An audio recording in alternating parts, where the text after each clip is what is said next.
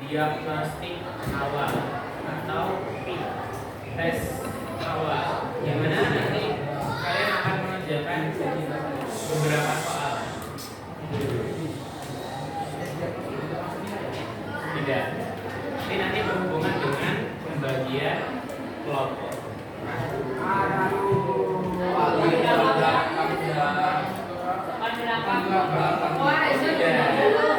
Tak segampang itu. Judulnya yang benar dikerjakan sendiri-sendiri, jangan ada yang bekerja sama.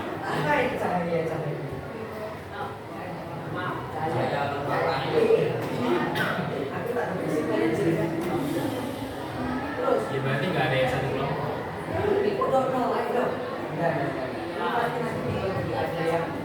Ada yang harus saya sih.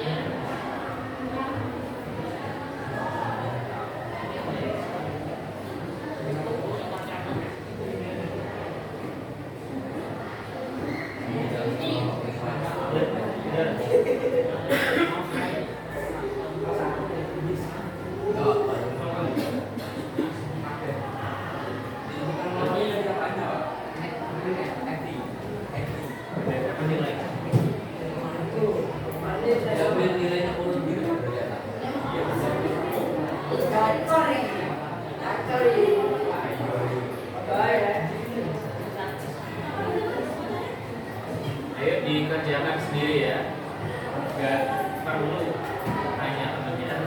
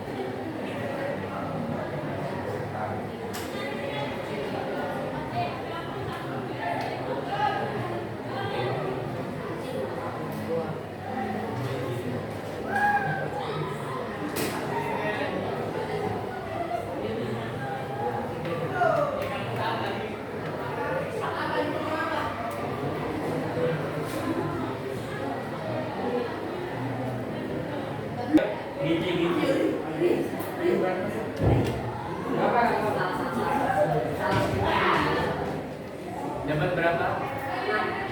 5. Lanjutkan. Yang belum siapa? 1. Lama. Oke, silakan. Paling belakang, duduk paling belakang. Ridho dan Gusam. Terus.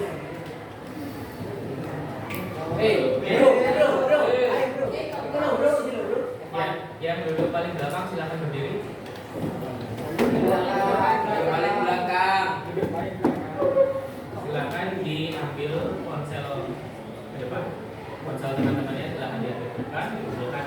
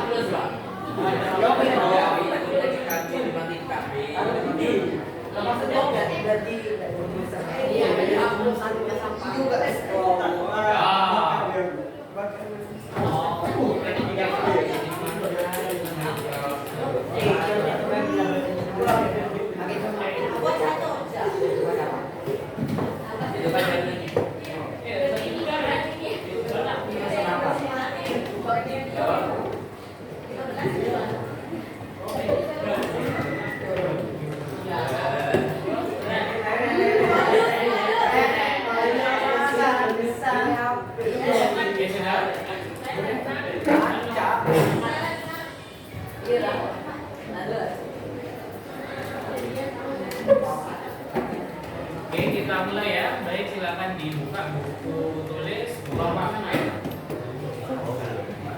Sabar. Oke, silakan. Sabar. Buat hurufnya. Gua nih ambilan. Kawan dengan dari Susah. Yang bilang gua nih guru seni budaya. Sesepuh mereka. Oke. Silakan ya diperhatikan. Kita akan membahas materi yang pertama yaitu adalah cahaya dan alat optik.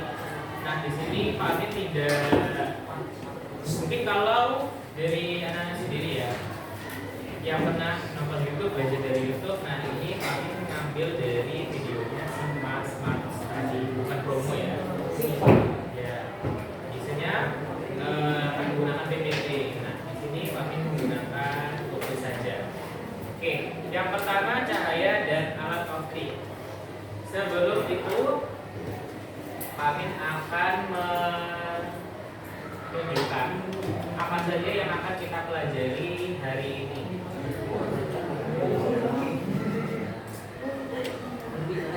Oke, yang pertama tujuan pembelajaran kita pada siang hari ini yaitu apa?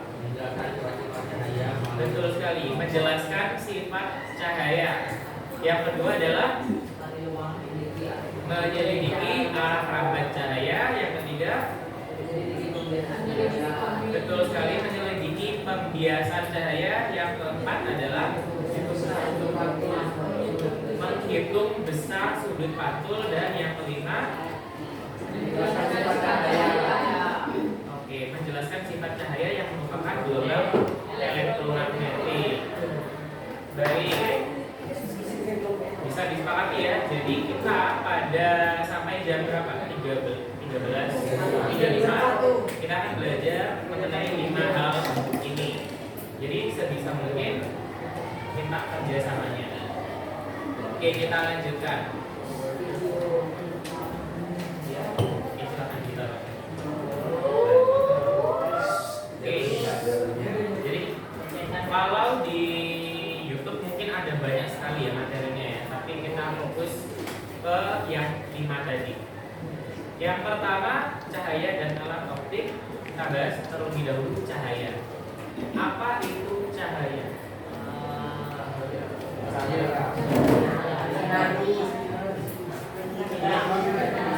Gelombang elektromagnetik. Terus, apa itu gelombang elektromagnetik? Gelombang yang merambat tidak menggunakan medium. Contohnya Cahaya. cahaya. Yang kedua, Nah, gelombang radio. gelombang radio, Gelombang TV. gelombang TV, Gelombang HP. gelombang satelit. Oke. Sederhananya, apakah hanya cahaya di sini biasanya dihasilkan dari apa? Matahari, senter atau lampu, lilin atau api. Nah, ternyata gelombang elektromagnetik itu mampu merambat tanpa medium. Contohnya sinar, namanya sinar matahari. Nah, sinar matahari ke bumi ini kan melalui ruang hampa udara atau space, luar angkasa. Nah, di luar angkasa itu tidak ada udara. Apa sih udara itu? Coba. Udara campur Gas. Artinya itu merupakan suatu benda. Jadi bumi ini kan memiliki lapisan udara. Nah, udara itu sebenarnya adalah atom atau zat yang paling kecil yang sangat banyak tetapi sangat renggang. Beda dengan zat padat dan juga zat cair. Jadi udara ini adalah gas di permukaan bumi kita. Nah, kemudian tadi ya bedanya luar angkasa dengan udara. Berarti kalau di luar angkasa itu tidak ada udara, nah udara sendiri itu adanya di mana? Di bumi. Apakah di luar bumi ada udara? Nobody knows ya, tidak ada yang tahu. Oke, kita lanjutkan. Nah, ternyata sinar matahari mencapai bumi itu bisa merambat tanpa adanya medium apapun. Bentuknya adalah gelombang elektromagnetik. Kemudian cahaya sendiri itu apa sih tadi gelombang elektromagnetik membawa apa itu? Membawa energi yang pastinya karena kan gelombang. Nah, gelombang sendiri itu memiliki spektrum warna. Jadi sinar matahari itu memiliki berapa spektrum warna? Ada banyak sekali, bahkan ada ratusan ribuan bahkan. Ya, jadi sinar matahari ketika masuk ke bumi itu terbiaskan oleh udara. Kemudian warna-warnanya tadi, jadi kan sinar matahari itu membawa banyak sekali warna.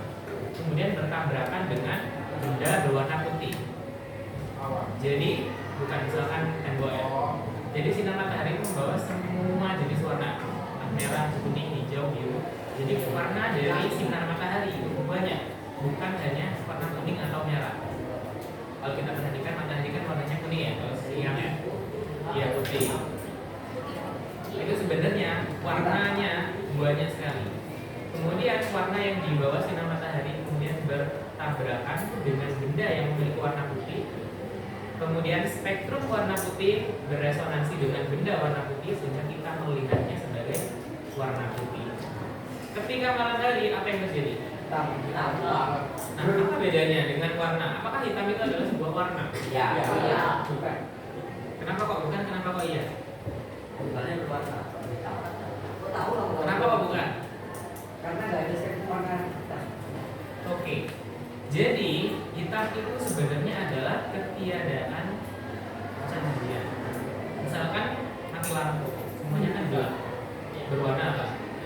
Hitam. Yang awalnya kita melihatnya putih, ketika mati lampu ya hitam.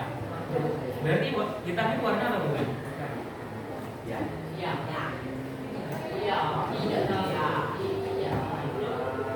Iya. Hitam sendiri bisa dikatakan adalah warna, ada juga ketiadaan cahaya.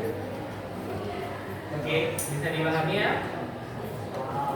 Nah, cahaya sendiri adalah energi berupa gelombang elektromagnetik yang bisa merambat tanpa adanya medium.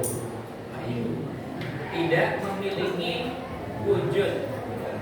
Tetapi kalau sinar matahari itu selain dikategorikan sebagai gelombang elektromagnetik juga dikategorikan sebagai benda. Kenapa? Karena sinar matahari itu membawa foton. Foton itu nantinya akan diubah menjadi elektron pada solar panel atau panel surya. Nanti diubah menjadi energi listrik. Yang pertama akan kita bahas adalah sifat cahaya.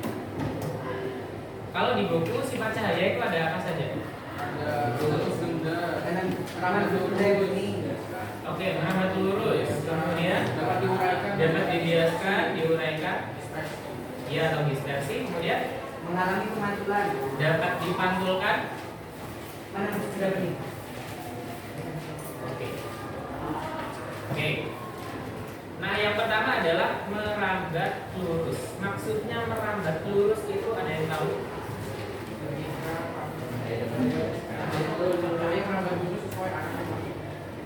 Ya, jadi misalkan kamu punya ini mati lampu ya, misalnya mati lampu. Kemudian kamu menyalakan lilin. Nah, arah dari cahaya lilin itu kemana? Lurus. Lurus kemana? Ke bagian arah. Ke segala arah. Seperti bola. Jadi ke segala arah, bukan hanya ke sana. Enggak ya. Baru kalau center itu bisa diarahkan arah cahayanya. Iya, karena apa? Karena center di bawahnya itu kan ada wadahnya, sehingga nanti cahayanya akan memantul ke atas semua. Kalau lilin kan tidak ada, di bawahnya kan tidak ada yang menutupi, sehingga cahayanya ke atas, ke samping, kanan, kiri, depan, belakang, atas, bawah juga semuanya terkena cahaya. Pernah diperhatikan ya? Pernah perhatikan? Jadi misalkan kalau kamu keliling gitu ya, di depan lilin, maka yang belakang sini kan gelap. Kemudian kamu geser, ya gelapnya juga ikut bergeser. Artinya apa? Cahaya itu sebenarnya merambat ke segala arah. Nah, maksudnya cahaya merambat lurus ini bagaimana? Jadi misalkan ada sebuah lilin, kemudian di sini ada kertas 1, kemudian kertas 2, kemudian di sini ada kertas 3.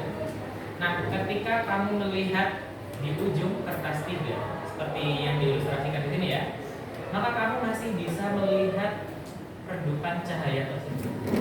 Itulah yang disebut dengan cahaya dapat merambat lurus. Jadi walaupun ke segala arah, ya dia lurus ke segala arah semua. Ini yang dinamakan cahaya dapat merambat lurus. Nah, nanti kalau di dalam buku, di sini kan ada praktikum. Coba di buku pakai.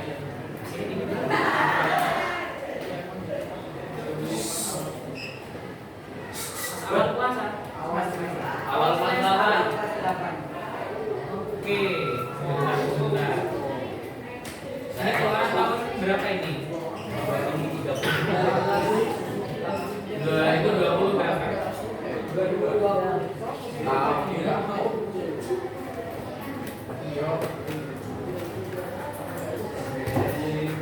Kamu nggak ada praktikumnya? Ada namanya dipahami, cahaya dapat merambat lurus. Yang kedua adalah cahaya dapat dipantulkan. Melalui apa?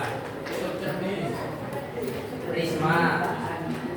Cahaya tadi loh, kan kami sudah bilang ya, cahaya itu memantul melalui apa? Karena adanya benda. Tidak peduli entah itu cermin, entah itu tembok, entah itu kertas, air, semuanya cahaya yang ketika menabrak benda itu akan dipantulkan.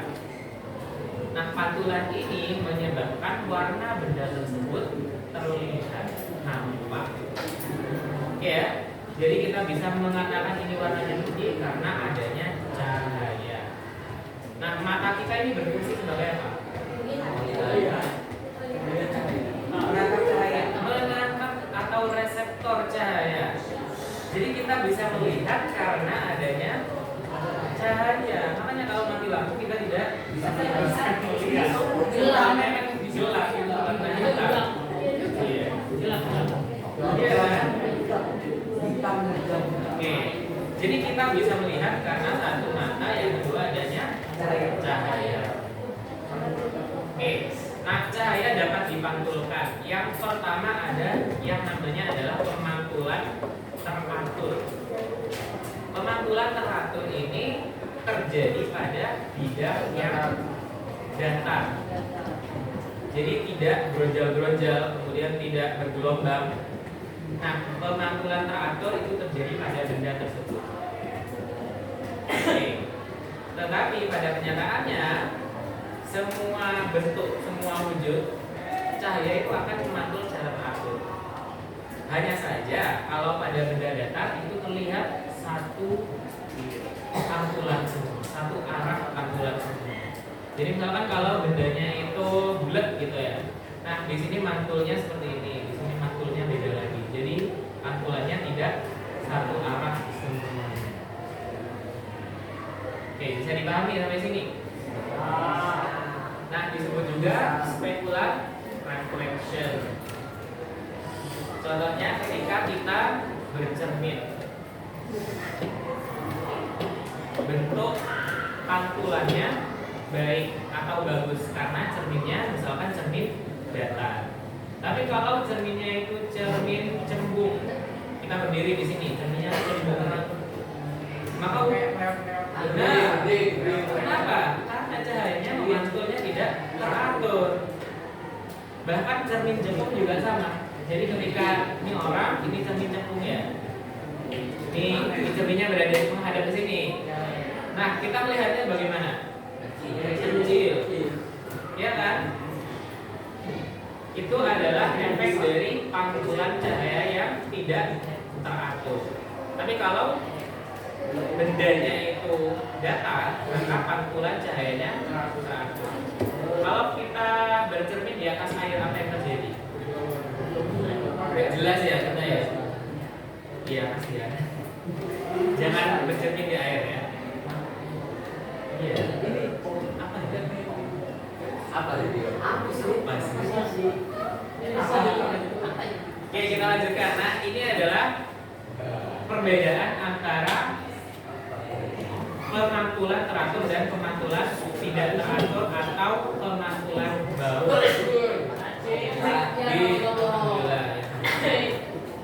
Disebut juga apa? Diffuse reflection. Nah, coba kita perhatikan sinar datang, misalkan dari ini ya, dari kiri kemudian ke kanan. Kemudian kita perhatikan pantulannya di permukaan ini dengan permukaan ini kan beda. Jadi yang ini seperti lebih jauh, kemudian ini lebih dekat. Kalau kita perhatikan dengan ini kan sangat baik ya. Misalkan kita berikan sinar lagi di sini, maka pantulannya juga sama persis. Oke, contohnya adalah ketika kita bercermin di permukaan sini. Nah, yang kedua adalah cahaya dapat dipantulkan. Ini masih sama. Tadi kan kita juga membahas tentang pemantulan cahaya. Tadi yang pertama sifat cahaya apa? Merambat lurus. Yang kedua dapat dipantulkan. Nah, di sini ada hukum Snellius. Yang pertama yaitu sinar datang dan sinar pantul. Jadi ada hubungannya dengan yang besar sudut sinar datang dan sinar pantul. Yang pertama di sini tidak membahas tentang sudut sinar datang dan sinar pantul, tetapi bentuk dari pemantulan itu sendiri. Coba kita perhatikan ya, sinar datang, sinar pantul, dan garis normal atau garis khayal. Nah, ini adalah garis normal. Garis normal itu selalu tegak lurus dengan bidang. Jadi misalkan seperti ini. Kalau bidangnya datar, maka garis normalnya akan selalu tegak lurus. Kalau bendanya miring, garis normalnya sama tegak lurus.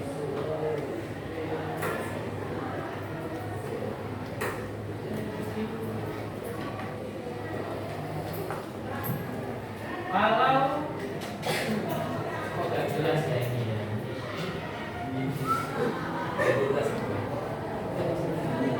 Nah, kalau bendanya itu seperti ini, maka bagaimana kita menentukan tegak lurusnya? Ini adalah apa nanti disebut apa? Garis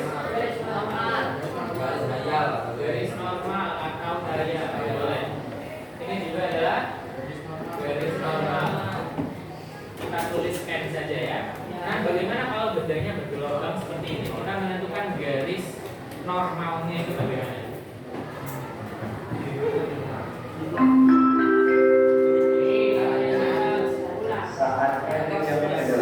Sama. Jadi kita misalkan di sini ada yang lurus ya. Maka garis normalnya tegak lurus. Kalau di sini tegak, misalkan lurusnya seperti ini maka nanti seperti ini.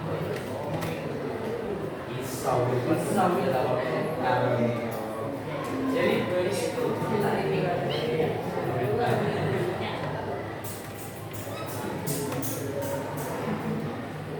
jadi garis normalnya selalu tegak lurus dengan permukaan meja.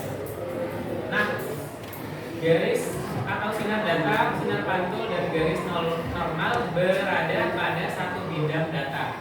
Bidangnya yang mana? Yang bawah. Ada lagi? Yang datar. Yang datar ini yang mana? Oke. Bidangnya yang Datar. yang ini ya. Ya. Nyatanya salah. Salah. Jadi kan tadi apa? Begini ya. Jadi sinar datang, kemudian garis normal dan sinar pantul itu pada satu bidang. Bidangnya adalah yang ini, bukan yang bawah, tapi yang ini. Jadi sinarnya kan lewat sini nih. Nah, garis normalnya di sini, sinar pantulnya juga berada di sini. Kan bukan di sini ya. Sinar datangnya berada di bawah ya. Kan tidak. Kan di sini bendanya. Nah, bidang maksudnya dalam satu bidang itu yang ini. Bisa dipahami? Jadi orang di antara sinar datar sama sinar pantul. Yang berdiri tegak ini loh, kan tegak lurus. Tegak lurus itu artinya tegak. Oh.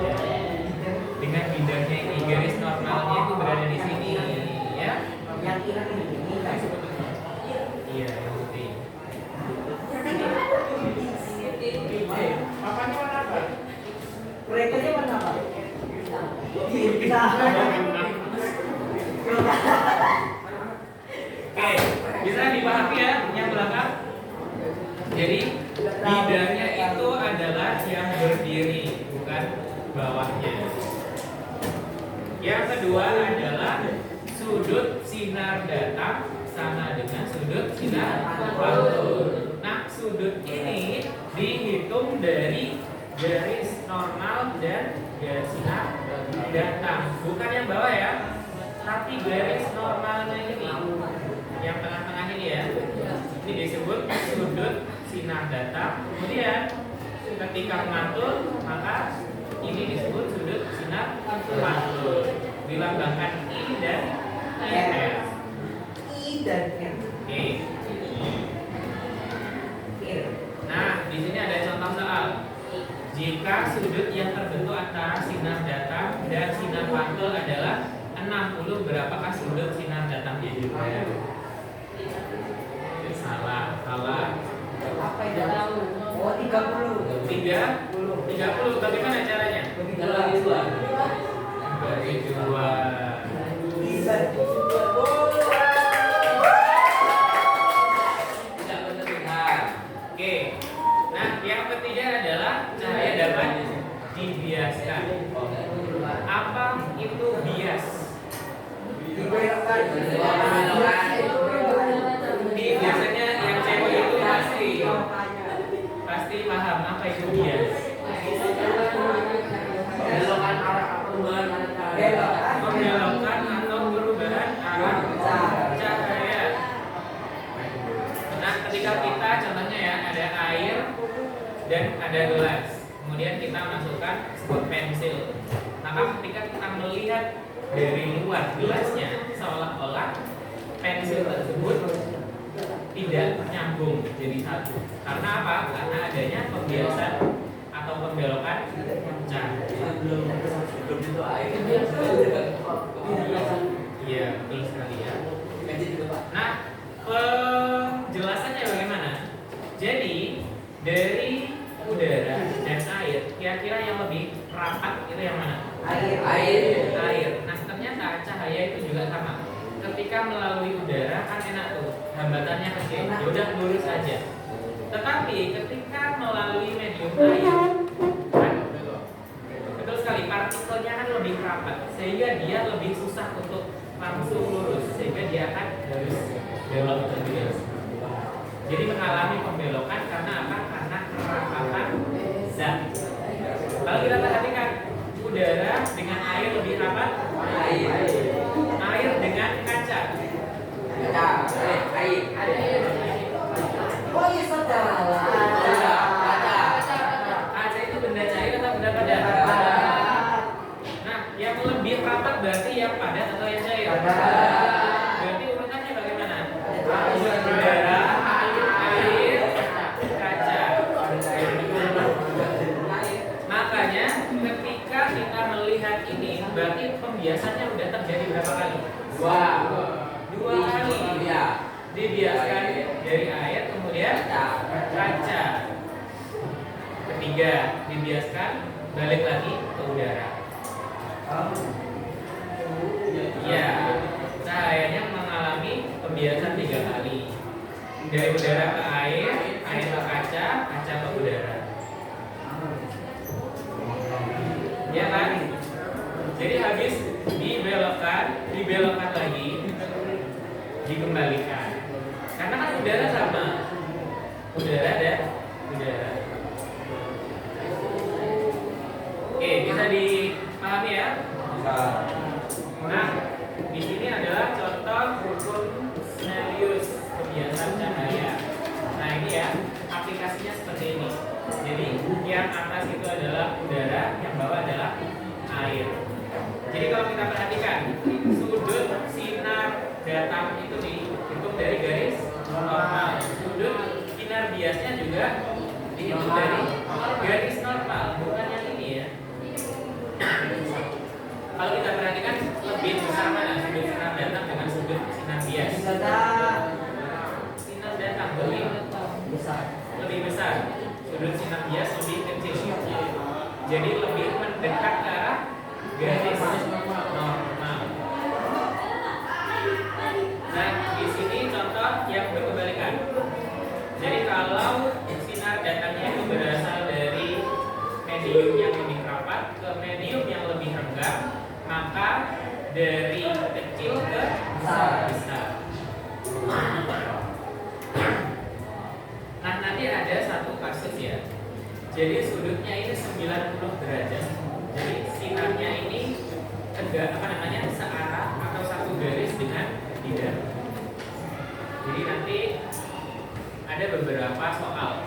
Jadi sudut sinar biasnya ini akan lurus ke sini. Tergantung dari yang namanya indeks bias. Kalau pantulan tadi tidak ada yang namanya indeks bias, tapi kalau pada pembiasan ada istilahnya indeks bias. Nah, indeks bias itu nanti adalah perbandingan dari kerapatan kerapatan medium 1 dengan medium 2 yang lainnya, baik medium 2, 3 dan seterusnya. Nah, ini adalah indeks bias. Karena kita membahas tentang cahaya, maka indeks bias di sini akan memunculkan kecepatan cahaya. Disebutnya C. C di sini adalah kecepatan cahaya pada ruang hampa. Biasanya kalau dalam soal ya di buku-buku, cepat rambat cahaya di udara itu disamakan dengan di ruang hampa udara. Karena apa? Karena menganggap bahwa udara itu sangat renggang sehingga cahaya itu bisa masuk lurus tanpa harus melalui pembelokan sama sekali. Tapi pada kenyataannya tidak ya. Udara tetap memiliki indeks biasnya tersendiri. Kemudian P itu adalah cepat rambat, kecepatan cahaya ya, kecepatan cahaya pada medium tertentu, air, kaca, entah itu minyak dan lain sebagainya. Jadi kalau kita perhatikan benda-benda yang bisa membuat cahaya itu merambat lurus adalah benda yang satu warnanya bening atau mendekati bening. Budak-budak nggak apa-apa lah ya, tapi yang penting ada bening-beningnya. Maksudnya bagaimana? Misalkan Mika itu kan punya warna ya, kertas Mika, entah itu hijau, merah, kuning dan lain sebagainya. Tetapi Mika itu memiliki sifat bening, jadi dia bisa dengan mudah membiaskan atau membelokkan cahaya dan juga bisa membuat cahaya merambat lurus di situ. Oke, bisa dipahami? Kecepatan cahaya pada medium 0 atau tanpa udara itu adalah 3 kali 10 pangkat 8 meter per sekon. 3 kali 10 pangkat 8. Ya, betul sekali. Nah, di sini ada contoh.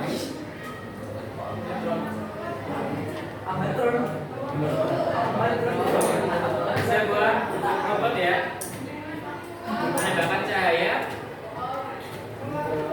ke kaca yang sangat tebal dengan kecepatan cahaya di dalam kaca 2 kali 10 pangkat 8. Berapa indeks biasnya? Indeks bias tadi apa rumusnya?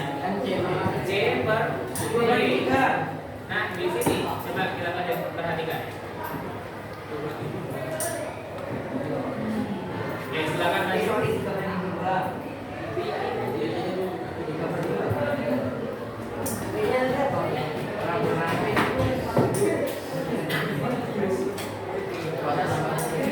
V itu kecepatan pada medium. Kecepatan pada medium.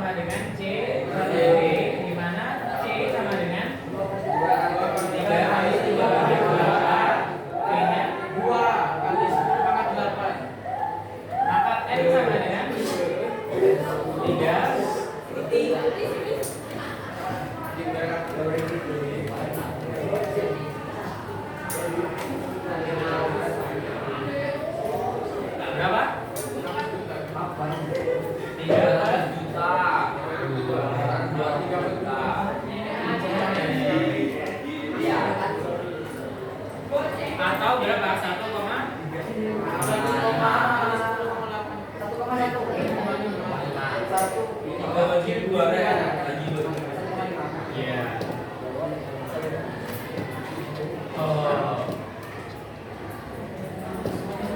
Oke, nah kalau kita perhatikan di sini indeks bias dan kecepatan cahaya pada medium.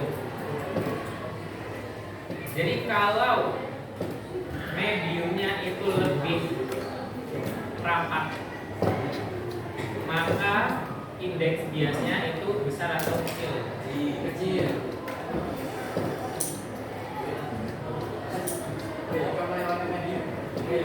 Iya. Maaf, jika benda itu lebih mediumnya lebih rapat, maka kecepatannya melalui medium tersebut itu lebih cepat atau lebih lambat yang tanpa medium. Lebih lambat, sehingga indeks biasnya lebih besar atau lebih kecil? Lebih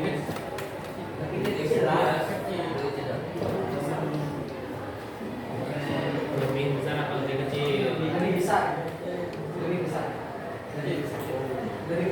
Ikut aja. Lebih. Kita perhatikan ya, indeks bias itu rumusnya adalah C per V.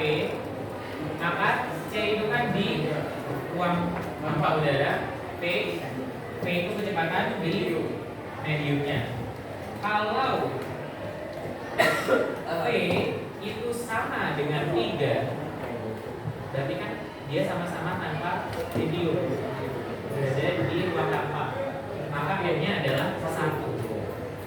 Kalau V-nya itu benda yang lain, maka kecepatannya kan lebih rendah, di bawah 3, sehingga nanti indeks biasnya lebih dari 1. Jadi indeks bias itu dimulai dari 1 ke seterusnya, bukan di bawah 1. Jangan sampai kalian menemukan soal indeks bias 0,3. Ini medium apa ini? Yang tanpa medium aja itu 1. Justru indeks biasnya ini di bawah 1. Nah, tidak mungkin ya. Iya, flash dong ya. Bisa ke kemarin dari yang sebelum-sebelumnya. Apa yang lebih cepat dari kecepatan cahaya? Ini lari. Tidak ada yang tahu ya. Ini lari. Flash, oke. Ya, untuk sementara masih belum ada dan belum ditemukan alat ataupun ciptaan manusia yang bisa bergerak lebih cepat daripada kecepatan cahaya. Ya, oke, sampai sini bisa diperhatikan ya, bisa dipahami. Jadi indeks bias itu dimulai dari 1 sampai seterusnya, tidak ada yang di bawah 1. Karena 1 itu adalah ruang hampa udara. Iya, jadi kecepatan pada ruang hampa udara, kecepatan cahaya itu kan 3 kali 10 tambah 8. Kalau mediumnya juga sama ruang hampa udara, maka dia kecepatannya adalah 3 kali 10 pangkat 8. Kalau medium yang lain itu berada di bawah itu. Bisa dipahami ya? Bisa. Oke, ini tadi kita membahas tentang pembiasan.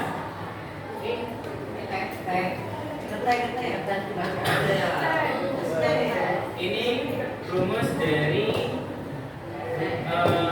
indeks bias dikali dengan kecepatan di udara dengan indeks bias dikalikan kecepatan di medium tertentu itu sama hasilnya. Jadi N dikali V, misalkan N1 kali V1 sama dengan N2 kali V2.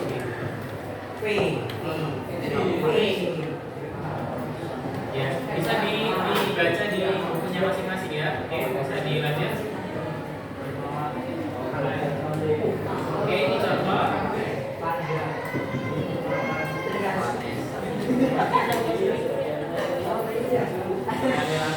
Coba diperhatikan, di situ ada air dan kaca. Nah, pembiasannya harusnya dibelokkan lebih dekat dengan garis normal. Kalau kita perhatikan, air dengan kaca lebih padat kaca. Oke, kecepatan di air 2,25 kali 10 pangkat 8. Kemudian indeks biasnya adalah 1,33. Itu di air. Kemudian indeks bias kaca 1,54. Berapa kecepatan cahaya di dalam kaca? Oke, kita sampai sini. Kira-kira lebih cepat atau lebih lambat? Lebih lambat. Cepat lambat. Karena lebih lambat. Sampai sini bisa dipahami ya?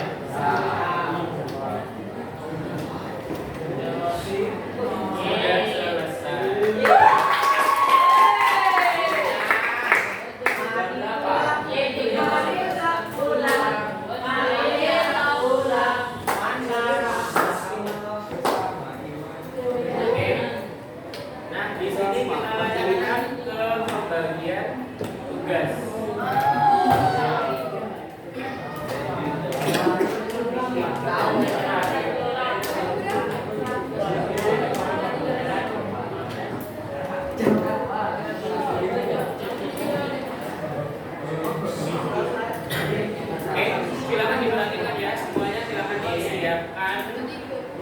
Bukunya.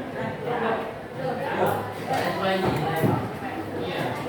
Ini adalah nilai dari getaran gelombang yang lalu. sebelah yang tinggal di mana ya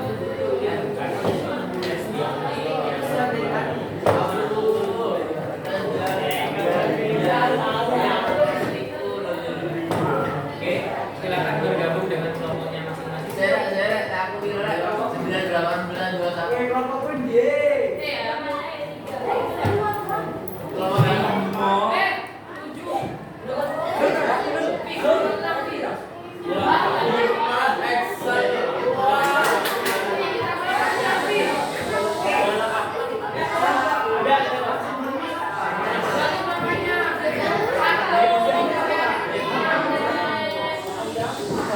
Oke, perhatikan ya.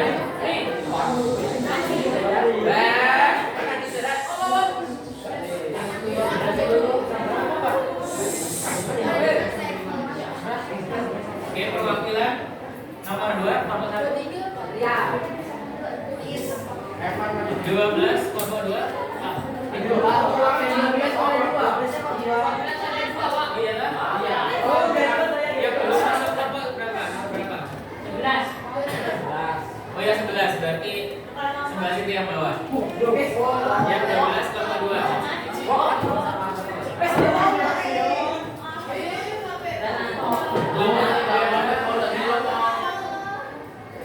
Kelompok 4 itu 11 ya.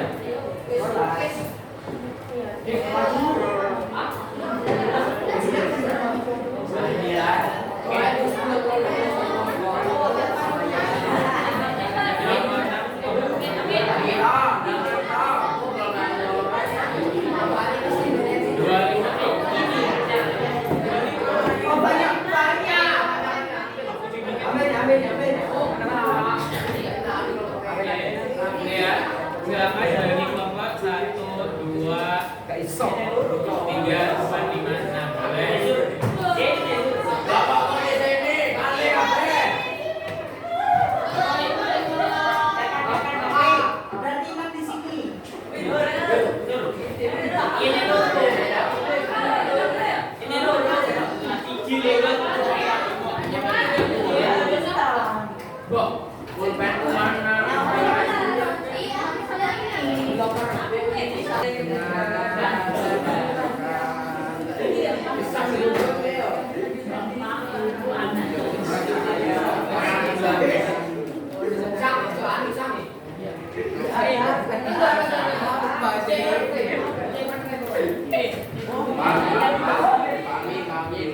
Ini sih kantornya juga.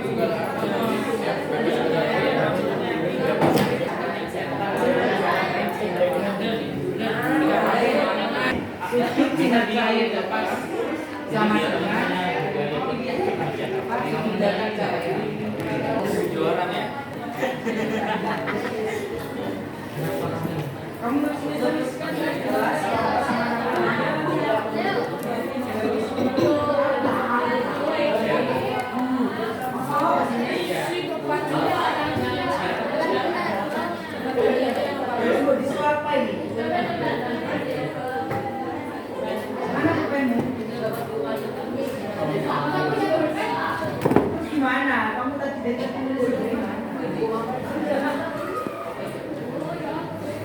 Anakku gitu. Ada yang tidak masuk? Dimas.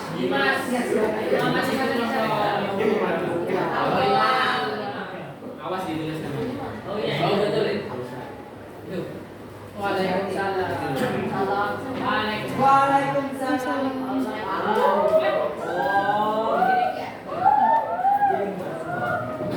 Yang dia tidak boleh ditulis namanya.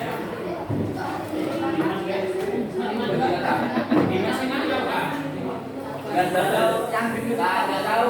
Mancing kali, kesini mancing. Hasilnya mancing Pak. Sakit apa? Dia sakit hati. Ini.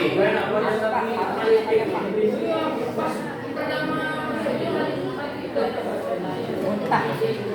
Coba dihubungi barangkali parah sakitnya atau gimana. Overdosis. Ya kan kita sebagai teman kan harus Dia wis bawa wis. dalam hati saya. Gimana dengan saya enggak? Dia sekarang saja. Nggak boleh gitu. Sekalipun artis masih belum perlu bantuan orang lain.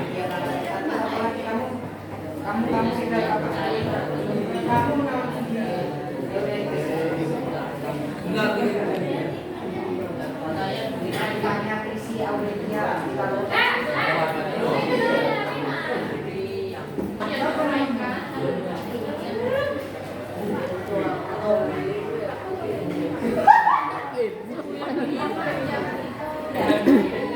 Kenapa? Ini di market beda sifat cahayanya. Emang apa di sini?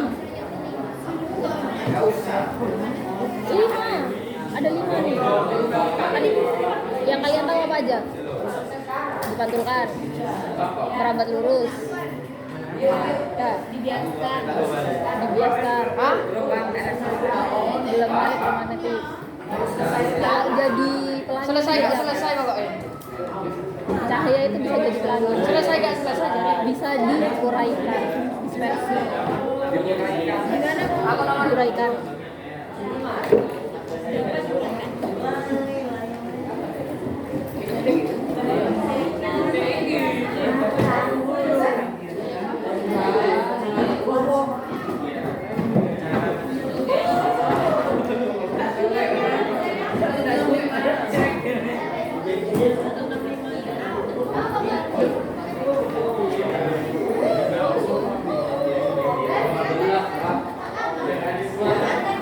Biasanya itu yang masak air itu Diuraikan.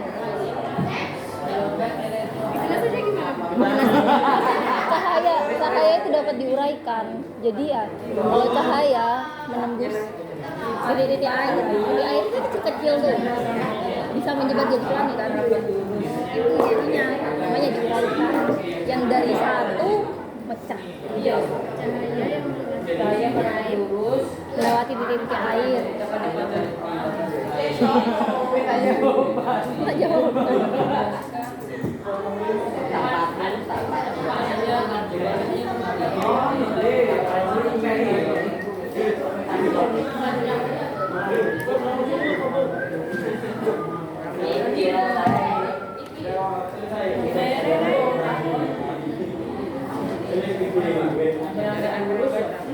jadi pelangi ya, Pak?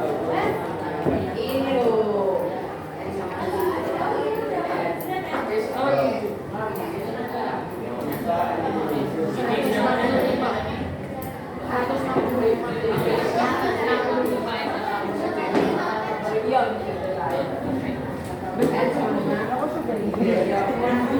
Atau nomor 7 yang ini.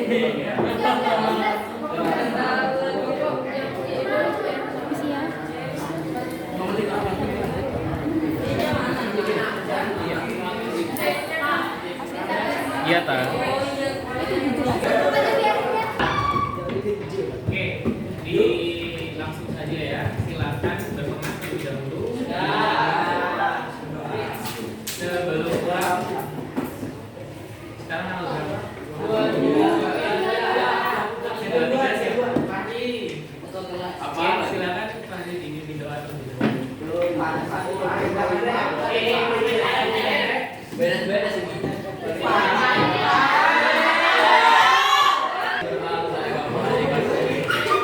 Berdoa dimulai.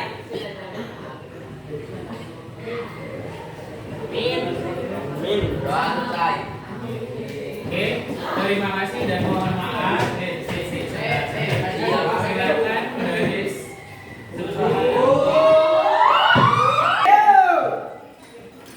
Langit dan saksi. Assalamualaikum. Makasih kami. Mesti ada betul. Iya Pak B. Apa sih yang di? Ada